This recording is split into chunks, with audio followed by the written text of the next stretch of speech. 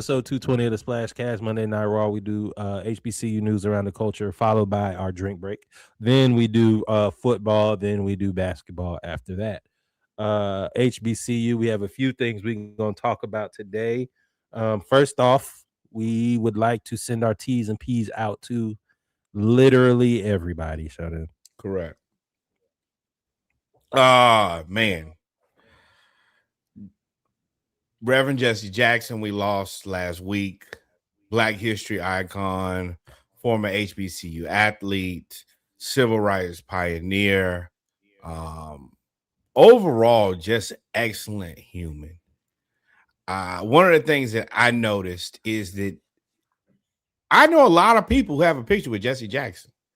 That requires you to be a lot of different places and just be accessible. And the time that we live in now, where it seems like people, especially leaders and the most important people, are even more inaccessible. He was a guy who always was accessible to Black people, spoke up for Black people, stood in the gap as a humanitarian. Remember, this is a guy also who did a lot of hostage negotiation. I know we talk about civil rights. He actually saved humans and brought them back.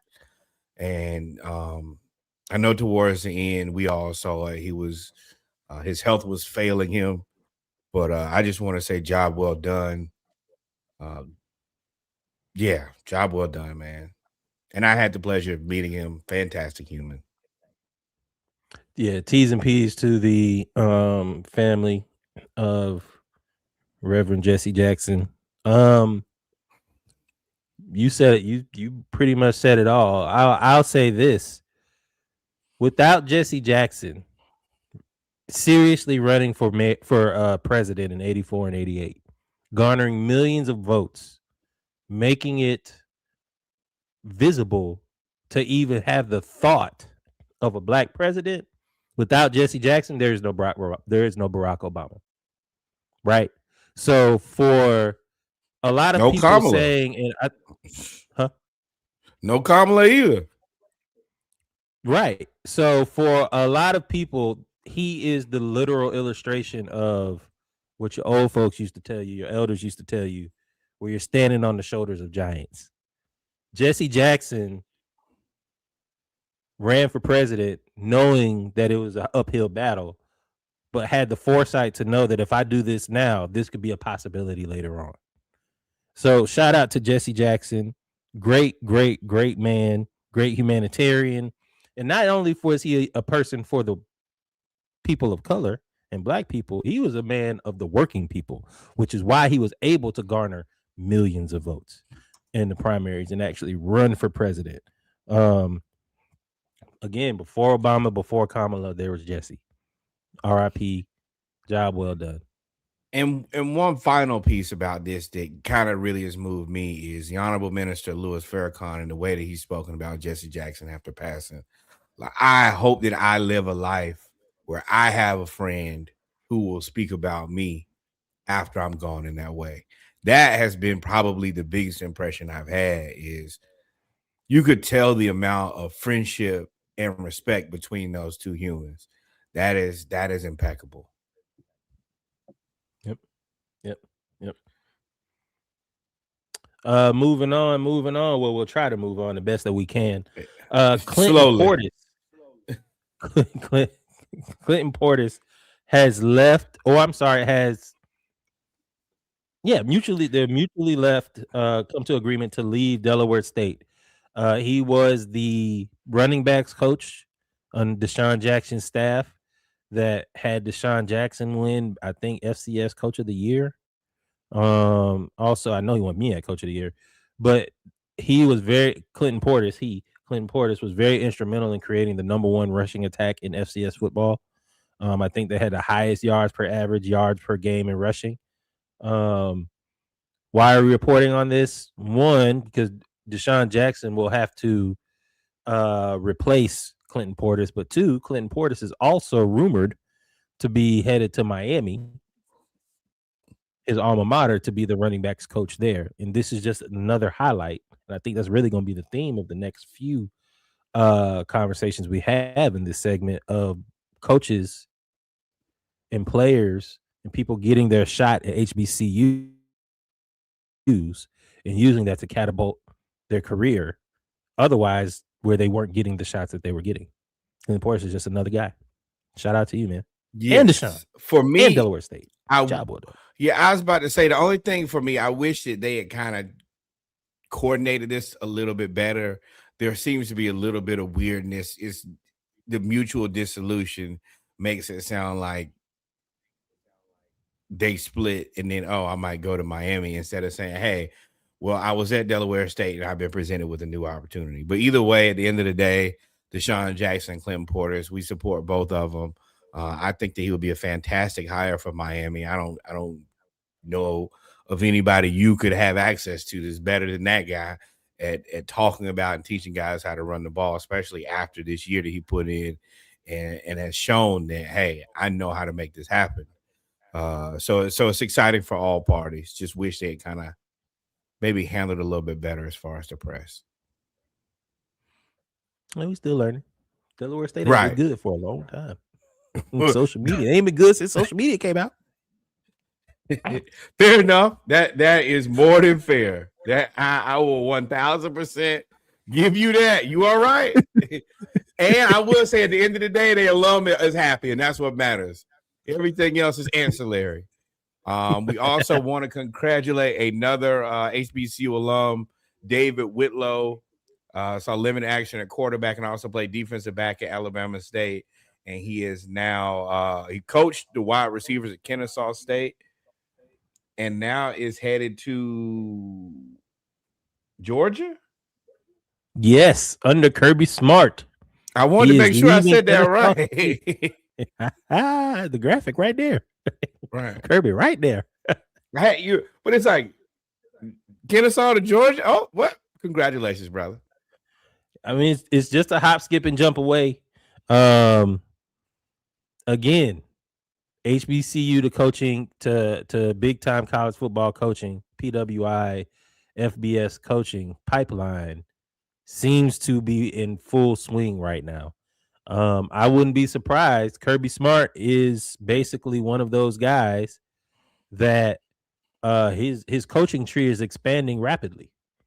And if you can get on there and everything that everybody says about Kirby is the same thing they said about Nick Saban. Kirby's going to teach you how to recruit. He's going to teach you how to run an organization because it's not an organization. It's not a football team. He's not or a department. It's a run an organization. You're going to learn about the NIL, big money NIL, dealing with a lot of donors. You're going to get so much education on this staff that you'll be able to go be a candidate for a higher position, whether it's a coordinator, whether it's a head coach at another school very quickly. And actually, I'll let you go. For me, I love this because this is a big joker. As y'all remember, I'm a Florida fan, and we just had Billy Napier. And the only reason Billy Napier got a job is because he was on Nick Saban's staff. I like that this black coach has this now. Hey, this is my big joker. You must at least interview me and listen to me and potentially hire me because I'm going to be adjacent to Kirby Smart. And I'm happy that in the time that we live in, so when we see so many other people get the opportunity just because, I hope that's afforded to us the same way. Yeah, it's not a promotion, and it's not a promotion. It's visibility for HBCUs, right? Because depending on where he wants to go, he could wait it out, right? You could take the Del McGee route. Del McGee was the running backs coach for Georgia when they kept getting all them running backs under Kirby, Nick Chubb, all of them. Del McGee then parlayed that into one being recruiter of the year, and then parlayed that into being Georgia State's head coach, right? So you could take it that route, or you could go back and be head coach of an HBCU. They will hire you immediately. Or, I mean, you could be like Coach Huffman. You know, he was, if I remember correctly, he was on the Saban staff. And then after that, he started, with the smaller time schools, whether they be PWI, HBCU, and now he's coaching Memphis. If specifically, if you're good and the big joker, then that puts you in elite territory. Yep. So I'm excited to see his story unfold. That's going to be great. Moving on, Morehouse back in the headlines again. again. Normally, when you hire a new coach, that means you're not doing well in football, and Morehouse is not doing well in football. Shout out to Brad Sherrod, though. Brad Sherrod has now been hired as Morehouse's next football coach. The last 2 seasons, they've struggled with consistency and total wins. They are trying to be competitive again in the SIAC. If you know during football season, we cover HBCU football. The SIAC is a very strong conference. Right. And that's So where a lot again, of these more shout guys out to Brad Sherrod. are getting their opportunities, getting their feet wet, and the guys who are going there with a mission to win. I was able to watch some of his press conference. The one thing that I appreciated most about him was he was very clear. He knew this is an uphill battle. And he said, also, I have an expectation to win. He knows that he needs to change the program fundamentally. They have to be committed. Yes, they have to be committed to winning. A lot of these people don't know what winning looks like. They've never been a part of winning. So he social media been out 20 years. He didn't shirk his responsibilities. Now, I have seen a lot of pushback of a lot of people thought that Terrence Mathis should have been, given more opportunity. And it is yet to be determined, but I'm excited to see what this guy brings. He's a Duke alum, if I remember correctly. I think that he's capable. Morehouse, y'all got to be patient, though. This ain't going to be built in a week. Yeah, I heard rumblings about that too of Terrence Mathis. Again, this is a new territory that everybody's charting in college football with NIL. So not everybody is built. If you not saying this was Terrence Mathis and this why it was, but sometimes when the eras change, some people aren't able to change. And maybe Brad Sherrod has more of a handling of being able. He says he's a Duke alum, being able to raise money. And also having an understanding of the NIL and everything going forward with that and building out this football program. Well, that's the part that I charge Morehouse with. That is the thing that y'all hang y'all hat on. Is legacy, legacy, legacy. Well, y'all have all these all-stars. You got Spike, you got Samuel L. Jackson. Y'all got to spend money. There has to be a conscientious effort to inject money into this football program in order for y'all to be successful. And let me tell you, y'all got a bunch of rich alum. They got the money. Whole lot. And loud, too. They be quick to tell you they from Morehouse. Cool. Write that check. That check. Get them bleachers all the way around the field. Let's go. Do the whole thing. And not only undergrad, Morehouse School of Medicine. They got some money over there, too. You have to spend money in order for the right. Y'all ain't got no football team. I never thought about that. Do they donate? They're the cheerleaders for the team. They should. I would. Yeah, but Spelman also has all of their own money. And they don't need y'all. Spelman's the number one HBCU What in the I'm country. saying is, if it would benefit to me. It would benefit Spelman to invest in Morehouse's football team because you get notoriety. I agree, but department. If I'm the number one HBCU in the country, I'm also not. I mean, oh yeah, no, you got to ask me now. I ain't. No more volunteering. You need me, big dog. Right? We number one. Reigning number one for about 30 years. We've been number one, go be number one. I still don't like that because they only girls. Man, you put boys in school, we're going to ruin it. I'm sorry, pardon my honesty. While we on Morehouse, we want to also give a shout out to Chad Candyman Pitts, who wins the International Boxing Championship, the USA Boxing International Open. He is a Morehouse. I don't know if he's still a student. But congratulations. And hey, y'all see that man on campus? Y'all better leave Candyman alone. Man, Morehouse just started this boxing club. We talked about it last year. And for Chad Pitts, aka the Hen, that's a great name. the handyman to come out there and win an international No. boxing tournament. The Candyman. The Candyman. I'm sorry. Oh, say don't say my name 3 times, dog. Right. Show up and whoop your ass. Fist buzzing like bees. I will tell you though, going forward, there needs to be a box who needs to be the handyman because I'll fix you. Oh man. But if you looked at homecoming, I think Morehouse had an amateur boxing event during homecoming, if I'm not mistaken, last year that we covered during homecoming season. For sure did. That has grown now to that whole energy has now grown into a boxing club.